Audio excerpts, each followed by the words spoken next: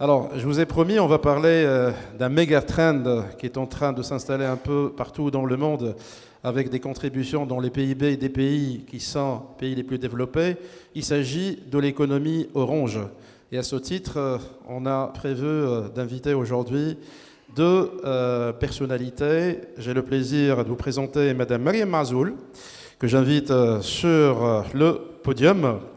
Alors, sous vos applaudissements, elle est docteure en marketing, elle est chef de département à l'École supérieure des sciences économiques et commerciales de Tunis, une business school parmi les meilleures en Tunisie. Bienvenue, Mariam. Et me dites-vous, pourquoi est-ce qu'on invite une faculté publique? Eh bien, tout simplement parce que cette faculté vient de lancer le premier master professionnel en gestion des entreprises donc culturelles. C'est le premier en Tunisie, effectivement, et ravi que vous soyez avec nous. Prenez le micro, s'il vous plaît.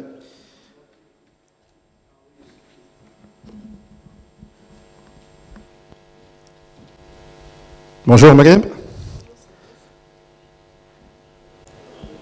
C'est bon? C'est bon.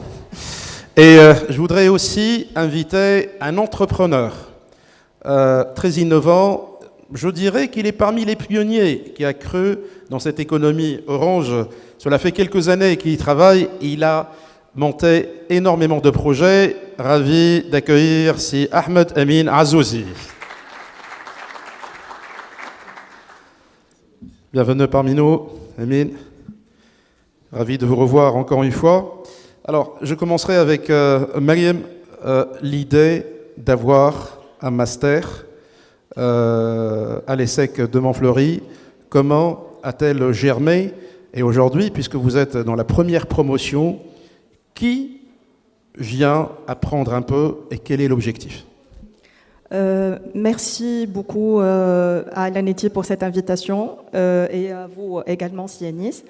Ce master, déjà, c'est une idée qui germait dans nos esprits depuis un moment. Vu l'importance de ce secteur. En fait, l'économie orange ou l'économie des industries culturelles et créatives, comme le nom l'indique, il y a la deux composantes, il y a la composante créative et il y a également la composante économique. Donc, nous avons... On va essayer, s'il vous plaît, de s'entendre mutuellement. Si Hassan, merci de nous écouter. Voilà, ils ne sont pas là. Voilà, merci, oui, merci beaucoup. Donc, comme je le disais, il y a la composante économique, et quand on dit composante économique, il y a possibilité de création d'emplois, il y a possibilité de création de richesses au niveau national et international. Et donc, nous avons, comme nous à l'ESSEC, on se positionne entrepreneuriat. Depuis un moment, on s'est dit qu'il faut que les artistes aient certaines compétences entrepreneuriales, parce que les compétences techniques sont là. Nous avons de très très bons artistes. Au niveau donc la Tunisie a un patrimoine, comme on le sait, très très riche. On a remarqué au niveau mondial que, comme vous avez dit, ça permettait de créer de la richesse, ça permettait de créer de l'emploi. Par exemple, au niveau mondial, les études en 2022 ont montré que les revenus de ces industries culturelles et créatives au niveau mondial constituaient 7% du PIB. C'est une moyenne parce que, par exemple, en Corée, ça va jusqu'à 10% du PIB. Alors que nous, en Tunisie, on était en 2022 à 0,7% du PIB et je viens d'apprendre qu'on est en 2024 à 0,4% du PIB. Les compétences existent, on a de très bons artistes. La matière grise existe puisqu'on a de très bons créateurs. La technologie existe. En Tunisie, on se positionne au niveau des politiques publiques sur un pays qui encourage la digitalisation. Les jeunes grouillent de compétences. Quand on parle d'économie culturelle et créative, c'est vrai qu'il y a tout ce qui est culturel, musique, etc., patrimoine, mais il y a également le secteur des jeux vidéo qui peut être un secteur très porteur. Cette industrie, c'est une opportunité aussi bien pour les jeunes, pour la création de l'emploi, mais également c'est une opportunité pour la Tunisie parce que, comme on voit, on a fait le constat, dans d'autres pays, ils utilisent ces industries pour promouvoir le pays, pour promouvoir le tourisme, pour promouvoir l'économie, à l'instar de la Turquie, de l'Égypte, la plateforme Netflix, etc. Et on s'est dit, bon, il y a un manque. Il y a un manque, on va dire, sur le plan acquisition de connaissances. Et à vrai dire, le besoin est venu des acteurs, puisqu'il est venu du ministère des Affaires culturelles, qui a sollicité le ministère de l'Enseignement supérieur, parce qu'ils ont constaté qu'il y a un besoin quelque part. Et ce master, il a été créé, on a construit ce master avec tous les acteurs de l'écosystème, c'est-à-dire le secteur privé, le secteur public, les laboratoires de recherche, les accompagnateurs et incubateurs, les bailleurs de fonds. Donc on s'est mis tous autour d'une table et on a co-construit ce secteur. Et d'ailleurs, ils sont avec nous. Alors, il y a plusieurs acteurs qui sont avec nous maintenant. Très brièvement, j'ai eu l'occasion de discuter avec vous avant ce panel-là. La population aujourd'hui, vous m'avez dit que c'est une population professionnelle. C'est des gens qui sont des réalisateurs, ceux qui courent ce master-là, en fait. C'est des professionnels qui sont venus pour apprendre les modalités de gestion. On est plein dans l'entrepreneuriat, finalement. Hein. Donc, parce qu'un créateur de contenu, il pourra très bien faire ce qu'il est en train de faire, mais finalement, comment vendre ça? Comment essayer peut-être de le valoriser? Comment le marketer? C'est ce qui manque, finalement. Et c'est là où vous apportez toute cette contribution à eux. Donc, si j'ai bien compris, la vingtaine de personnes, d'étudiants qui sont dans cette promotion-là, c'est particulièrement des gens qui sont prolifiques, c'est-à-dire qui sont en train de créer, des créateurs. C'est une trentaine de masterants pour cette nouvelle promotion qui sont de background très, très diversifiés. En fait, l'objectif de ce master, c'est de doter les artistes ou les professionnels du secteur des compétences entrepreneuriales, managériale et de valorisation, on va dire marketing d'une manière générale, mais de valorisation de leurs projets. Comment ils peuvent lancer des projets, comment ils peuvent gérer des projets et promouvoir ces projets pour la durabilité. Et nous avons des étudiants, des masters on va dire, parce qu'il y a beaucoup de professionnels, des producteurs de cinéma, des architectes, des porteurs de projets de tout type, mais en fait c'est une population... Des gestionnaires d'espace. Exactement, également. Des gestionnaires d'espace, des designers, tout type de design.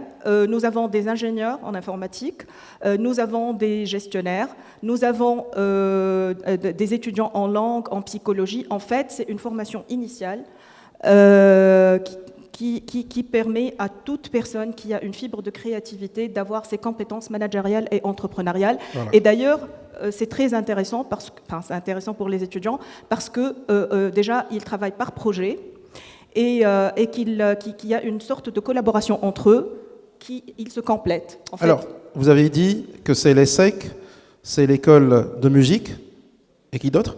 En fait, le projet est porté par l'ESSEC en partenariat avec l'ISBAT, l'Institut des Beaux-Arts, et l'Institut de musique, mais le partenariat est en train de s'élargir. On a préféré... Beaucoup de sollicitations. On a beaucoup de sollicitations.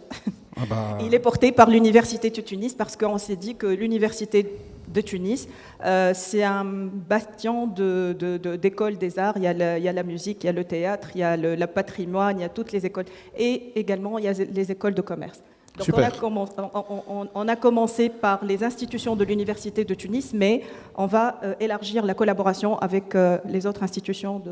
Bravo, Dr Mariam Marzoul. Ça mérite des applaudissements. Hein. Donc, ce master... Alors... De l'académique, on va aller, Ahmed Amin Azouzi, donc à la vie réelle, je dirais, donc à l'entrepreneuriat réel. Vous êtes parmi les premiers Tunisiens qui a cru dans l'économie orange.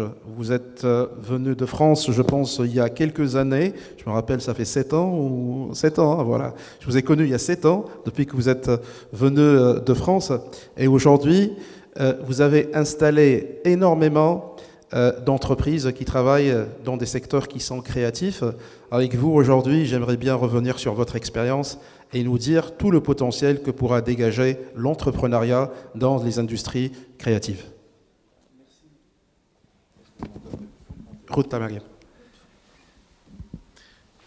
Merci. Merci beaucoup, Enis, c'est toujours un plaisir. Merci beaucoup pour l'invitation. Effectivement, ça fait 7 ans que je travaille sur le sujet de l'économie orange. C'est très joli, orange, hein, ça lui va très bien. Ou dites aussi économie créative. Moi, j'ai eu ce plaisir, mais j'ai déjà travaillé avant sur cette économie-là, sachant que, en vrai, quand on y pense, c'est une économie qui a toujours existé en Tunisie, hein. C'est l'économie de la culture. On a toujours eu des maisons d'édition, on a toujours eu des radios, on a toujours eu des boîtes de production cinématographique. Ce n'est pas du tout nouveau, mais le fait de voir un aspect économique derrière, c'est quelque chose qui a commencé à émerger plus ou moins avec l'émergence de la culture entrepreneuriale en Tunisie. On s'est dit, tiens, il y a un secteur, tout un secteur dans lequel on peut investir, dans lequel on peut développer d'un point de vue entrepreneurial, qui est relatif à la culture, à la créativité en général. La culture et la créativité, l'économie, les entreprises, les industries culturelles et créatives ne concernent pas uniquement des gens qui ont fait cinéma, musique ou beaux-arts. Je suis moi-même ingénieur de formation. Je n'ai jamais fait personne ne m'a jamais enseigné comment peindre ou comment composer. J'aurais adoré faire du piano, je ne sais pas faire du piano. Ce sont des choses... aujourd'hui, quand j'étais en France, mais c'est un cas parmi d'autres, enfin, c'est-à-dire que tout à l'heure, vous avez pris l'exemple de la Turquie. Aujourd'hui, ce sont des managers, ce sont des économistes, ce sont des ingénieurs, et Dieu sait combien d'ingénieurs en ce moment travaillent sur ces économies-là, qui font tourner en parallèle et en collaboration avec des créatifs, des économies qui aujourd'hui génèrent beaucoup de richesses, qui génèrent beaucoup d'intérêt pour les pays mêmes, et sont même, alors ça va paraître un peu prétentieux de le dire, mais c'est quand même aussi des industries d'avenir, avec le mot bateau qui est en train beaucoup d'être utilisé en ce moment, les intelligences artificielles et tout ce qui va venir en termes d'automatisation des processus, des travaux qui vont être faits par remplacer, il y aura des métiers qui seront remplacés par des IA. Les métiers qui vont émerger, ce sont des métiers innovants et créatifs, et plusieurs de ces métiers-là vont se baser sur la créativité, parce que typiquement, moi je lisais un article tout à l'heure, je vais parler d'un métier que vous connaissez bien, Enis, et qui fait partie de l'économie orange, qui est le métier des médias et le métier du journalisme. Demain, on n'est plus amené à écrire un article de A à Z, mais le journaliste ou la personne qui va travailler sur l'IA va apporter le côté humain, le côté idée, le côté une direction journalistique ou une direction artistique, et tout ça, c'est de l'économie orange. Alors, je voudrais vous solliciter sur les projets que vous avez mis en place depuis 7 ans. Alors, moi, j'ai pu accompagner pas mal de start-up créatives, qu'elles soient du domaine de la production d'animation, qu'elles soient dans la distribution du livre, et j'ai vu des start-up qui, parmi lesquelles, enfin, qui commencent à rentrer un petit peu dans les usages des Tunisiens. Je vais citer Artify. Grâce à Artify, par exemple, je ne sais pas si vous connaissez Artify.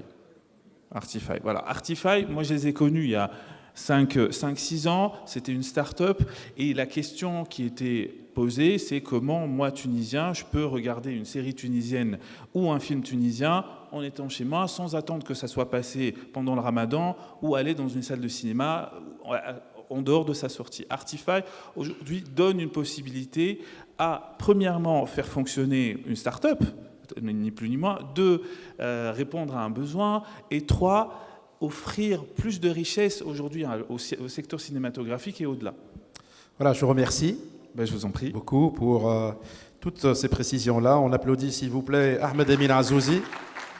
Également, Madame Mariam Marzoul, merci pour ces success stories et merci pour ces témoignages.